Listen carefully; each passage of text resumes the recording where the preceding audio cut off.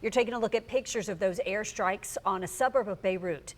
The terror group Hezbollah said it attacked an Israeli base in response to the killing of Iran's supreme leader. The waves of violence have disrupted travel, they've shaken metropolitan areas, and they've also resulted in the deaths of hundreds of civilians and at least 6 U.S. service members. And this new video tonight shows Tomahawk missile strikes on Iran from a guided missile destroyer, along with airstrikes conducted by U.S. Central Command during Operation Epic Fury. This video was just released today by the Department of Defense.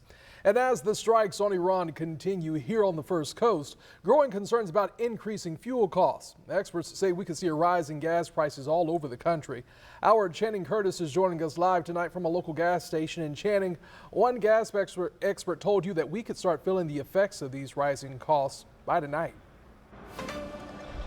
Anthony, that is exactly right. I spoke with an expert with the oil and gas industry earlier today who tells me don't be surprised if you stop to fill up for gas in the morning and notice a big increase in that price. I don't want to scare anybody, but I also don't want the price at the pump to be a jolt either because you didn't know. The airstrikes the U.S. and Israel dropped on Iran over the weekend now causing blowback here at home.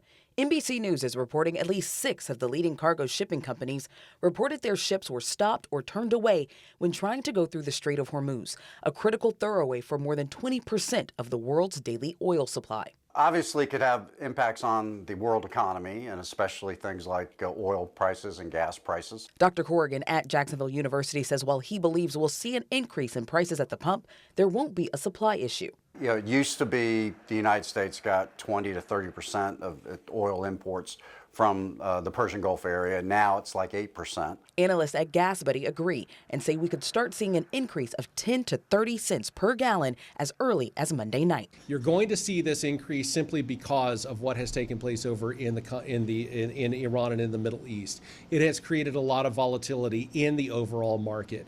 But we are not going to see, again, I'm going to stress, no supply issues. Our gasoline for Florida comes from places like Texas and Louisiana. It is refined there and then brought in on barges. And really all of America, period, will be fine. Now, as gas prices increase, those same experts tell me don't be surprised if you see an increase in diesel and jet fuel costs as well. In Jacksonville, Channing Curtis, First Coast News on your side.